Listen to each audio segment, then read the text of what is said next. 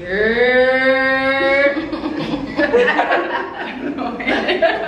American.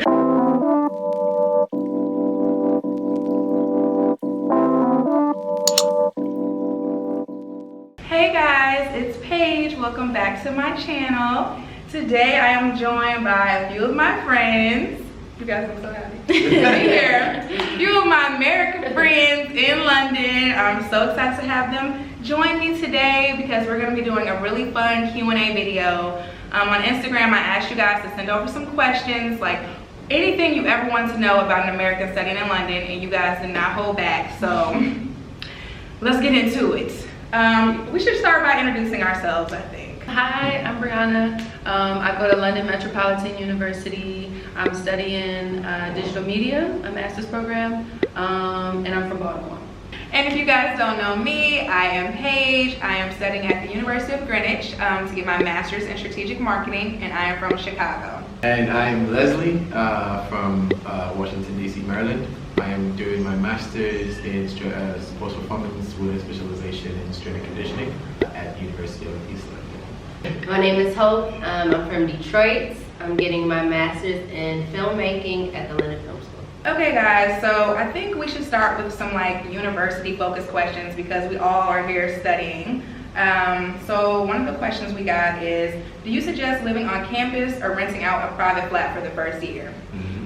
My personal opinion, I mean everyone's different, but I really think I made a good decision by staying in a residence hall at the beginning and then moving into a flat, only because I tried to like look for places online on like spare room and stuff before I moved, and it just seemed sketchy. I didn't feel comfortable like moving somewhere or paying a down deposit for a place and not seeing it before I got there. Like it just didn't seem safe. So my parents felt, a lot better about me moving into a residence hall before moving out, and I was able to view all the different places and stuff before I moved in. So that's my opinion. So I found like a third-party residence hall that isn't affiliated with the school. Okay. So it's kind of like dorms for students who don't have dorms with their school, because mine don't. And I stayed there, and that was really expensive. But it was worth it because I just needed somewhere I could land that was safe, that was official. And then once I got here, I took a month to figure out different apartments that I moved to. So just like a month though? Yeah, I only stayed there for a month. Okay, mine was like 6 or so months. Yeah, and then what was your situation? So when I first got here, I was staying with a family friend for the first month. Convenient. That's the best. That was awesome. So I found a place that was closer to campus. It was like a 40-minute trip, but it was also like almost central and like Canary Wharf. So you had an interesting experience living with so many people. yes, it was. I met us at 6. I might have Little seafood. But yeah. Flat sharing is huge here. Like it makes things way more affordable. It's weird. I came on a scholarship, so my housing was included with my tuition. So nice because I have to pay for it. It's nice because I didn't have to pay for it, but it also was like a downside because I came from like having an apartment at home and like having my own little space and and I went back to like living in a dorm. So yeah, a free dorm, so don't matter.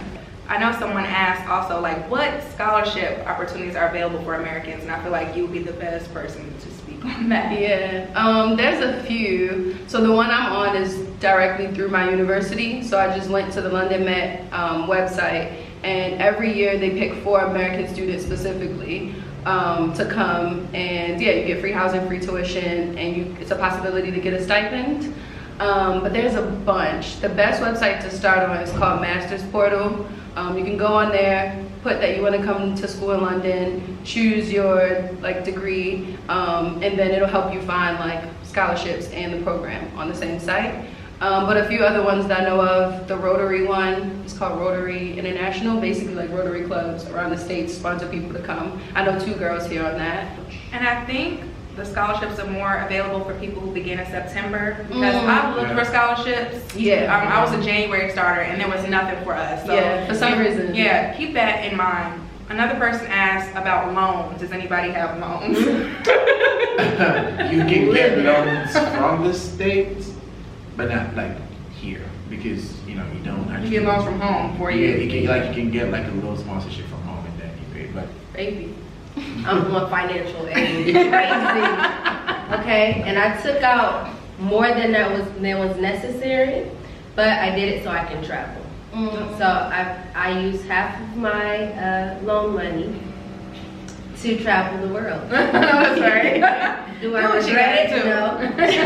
Do what you gotta do. How long is a student visa good for? Just the time you are in uni or before and after? We got feelings about this. So, you wanna? Yeah, I'll go. Okay. So the visa that I'm on, master's program, 1 year, and I started in September 2018. They give you the year of your program and then 4 extra months. Don't know what you're supposed to do in 4 months. They think you're gonna find a job in 4 months. It's like really hard. But it used to be in 2012, that's when they changed it to 4 months. It used to be 2 years. yeah. And guess what? As of September 10th of this year, they have changed it back to 2 years for students who begin in 2020. None of us. None of us. So if you start studying in London now from 2020 on, you get to stay for 2 years and figure out your life, basically. How do you move no job and you don't want to go to uni? How do You don't. How do you move with no job and you don't want to go to uni? You don't. Just stay right there.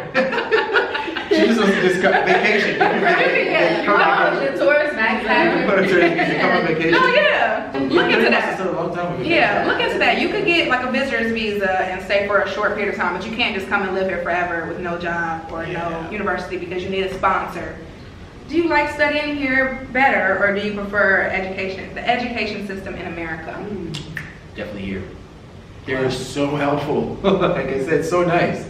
Like I don't think there's ever been a class where, you know how like sometimes in the States when you ask questions and you get that sarcastic answer, it's like, okay, I already said it. But here it's like, they actually schedule out a time in their time to like, here, see me between this time and this time. And they sit down and explain. They even send you like voice notes on your email, just to explain your paper. For me, it's been kind of similar. I don't feel like I've seen many differences. I mean, the grading scale is different, so I have to like go on Google and be like, what does this grade mean that I failed? Because like our like F's and D's are like their C's and B's. So I was like, hold up. Other than that, it hasn't been that different for me. Okay, guys, what's the postgraduate job market like? I want you to tell us. Yeah, please. So let me just let you guys know that Leslie is the only one right now who has got like a secured, job. Yeah, it is secure. He's pretty much going to be working after he's done studying. So. The postgraduate market, when it comes to job, depends on what you do. Luckily for me, I'm still in a growing industry, the fitness industry, so there's always room to explore and try different options. What I actually wanted to do was, or what I want to do, right after graduation is to work for a professional team or, something that has to do with athletes. But luckily for me, I was able to get something with, I think, it's actually the top gym in Europe, third space. So yeah, I think it definitely is about standing out. It's about like having some type of exceptional talent or something, because you are up against people who are already here that they don't have to pay extra money to have work for them, because a company that's sponsoring you has to pay money like to sponsor you. So you have to really be like something special for them to be like, okay, I'm gonna invest in you, So I mean, it's not impossible. People have done it, but it's not easy either. Like, don't think you're just gonna come here and find a job. Let's just keep it real. We have so many questions. Should we just go into like London culture now? Yeah. Okay. Someone wants to know: are people in London actually posh? By the way, love you. Love you too. I feel like a lot of people are aiming to be posh.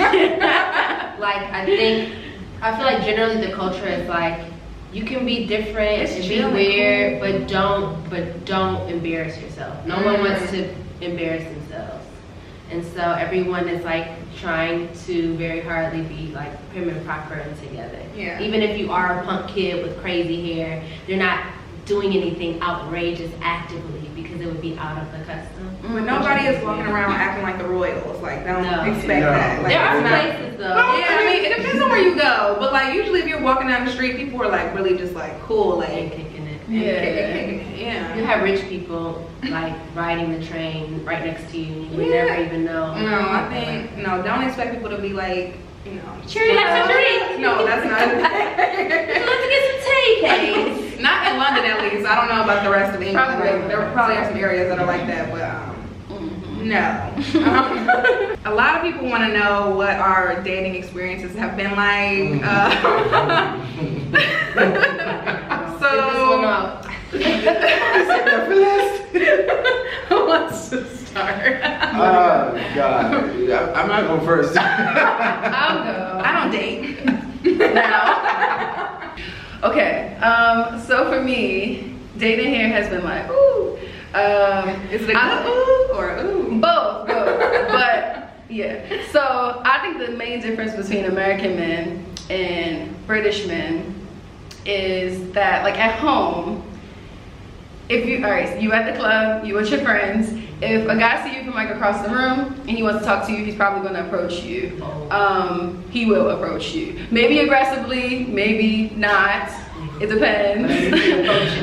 But he's letting you know that he sees you, right? Here, a British man will stand in the corner of the room and look at you all night and not say nothing. And so all of the people I've dated here, unless it was like online or something, but like the ones I met in person, or even people I've given my number to, I said something to them first, like, are you gonna keep staring at me all night? Or like, hey, how are you? Like, just because I noticed them looking at me. And then they want to talk all night. I don't understand it, but yeah, it happens often. They're not built to just walk up to you and just, hi, how are you? You know, how to stay like they do that. They don't, I don't think they're very, like the people who go out their way to say what's up. But if they see like things like, if you say hi to them, they will definitely carry a conversation. Yeah, Exactly. definitely.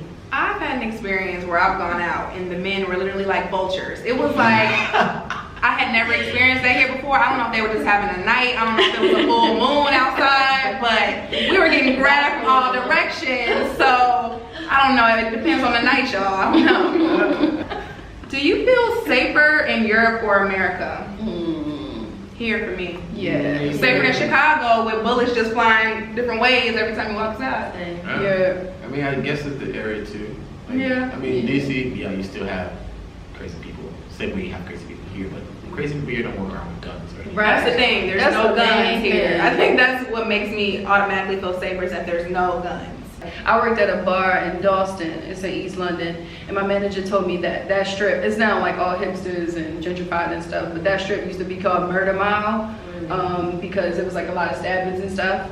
And not that stabbings aren't a big deal, they are, like, nobody, like, to stab somebody and shoot somebody, totally different things. But for us, like, we used to gun violence, so. Or it can be random, like Yeah. someone has to like actually come up to you To stab you. but a gun, a bullet has no name on it. Yeah, They exactly. even So. said like something about like most of the crimes like stabbings or acid attacks here Yeah. are like you actually have to know. You know Pretty it. much. You know the precedent. Right. I found it so interesting, like Chicago has the Put the Guns Down campaign, and here they have a campaign called Night Free, which is so Yeah. interesting to me. It's just like, Yeah.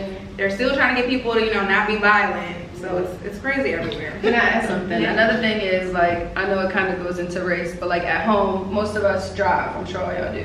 So unless you live in like New York or something, everybody drives. So there's the whole thing of being pulled over by the cops and being worried about your life in that way. And we just don't have to think about that here. Yeah. There's still racism, but I'm talking specifically about getting pulled over Yeah. and like being fidgety and worried. And plus, you kind of feel safer, especially like because I get off work late most nights, like 10 p.m., 11 p.m. And I'm not working around, you know.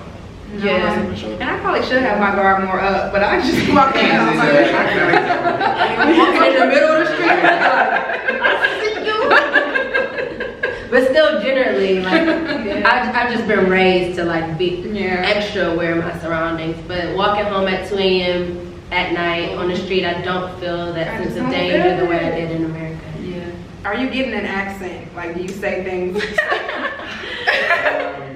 Are you saying certain things differently now? So, no accent, y'all. If you live here, if You come here as an adult, it's just no way you're gonna get an accent. Like, it just doesn't work like that. But of course, we can adapt and say different phrases and things that they say, because it's like, I don't know, we're used to it. But no, you're not gonna get an accent. But I like to say, I can't be bothered, you know, things like that. But or I say bin instead of trash can or garbage, or I say toilet instead of bathroom, like little things like that, just because that's what they say, and it's just easier instead of looking at you like, what?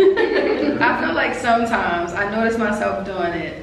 I don't know when it happens, but I think it's when I'm talking to British. You get a people. British accent? Not an accent, but like the inflections change. Okay. So I'll be like, instead of saying, "Can I have a glass of water?" I'll be like, "Do you have some water?" Like, oh no, this little high pitch, like, and I'm like, wait, why would I just do that? So that's really it. That's not an accent.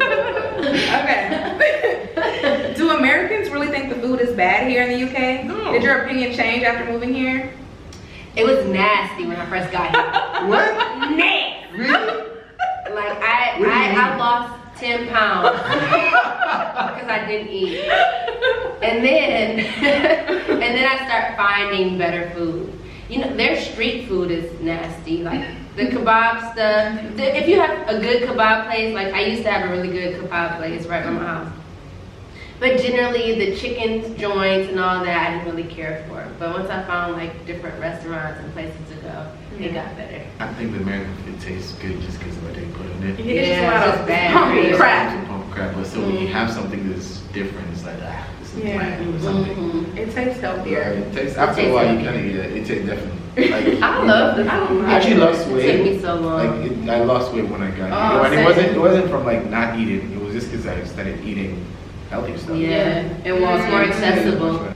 I like the food here. I'm a foodie. I be at all the markets. Yes. I don't know. I've had British food not good. Like British food That's not good. Fish and chips. Alright. English breakfast. That's like the nasty stuff. Right. The chicken shops, they My English breakfast I experience. like English. It's like bacon, sausage, baked beans, eggs, and then you have No, baked beans should not be in breakfast. I'm sorry. Since we are all black here, biggest difference between American black folks and British black folks. Honestly, just the accent. We still act the same. I think it's the accent too. I think it's more than that. What do you think? I think how we interact with each other is different. I say this to the death of me. I first got here and I'm seeing black people and I'm like, Oh yeah, doing nothing. And they was looking at me like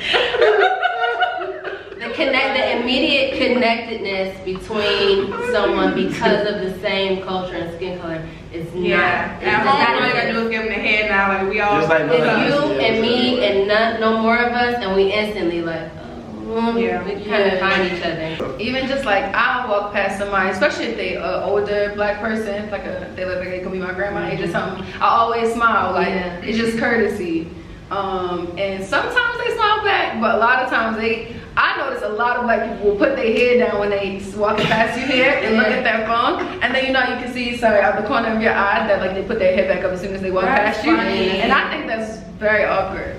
So I don't take offense to it anymore, but Generally, when you talk to them, it's cool, and I always ask them about blackness and stuff, and then they open up and talk. But generally, it's not an immediate connection. Do you find it easier or harder to maintain a healthy routine with diet and exercise in London?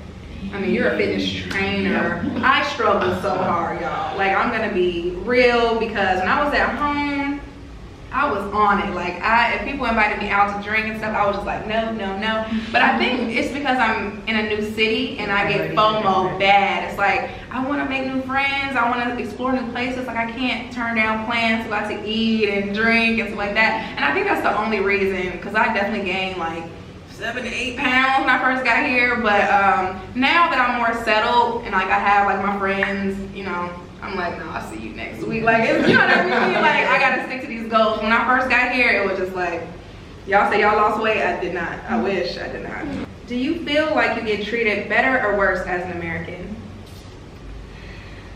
mostly better. I mean, nobody knows we're American better until we open our mouths. Yeah. People And not get even excited. better. It's just people getting excited, like, and start talking to you just because of that. But after that, it's normal. Like, nobody's like handing you roses because you're American. Yeah. Would you guys ever permanently stay in London and start a family? Yeah. Yep.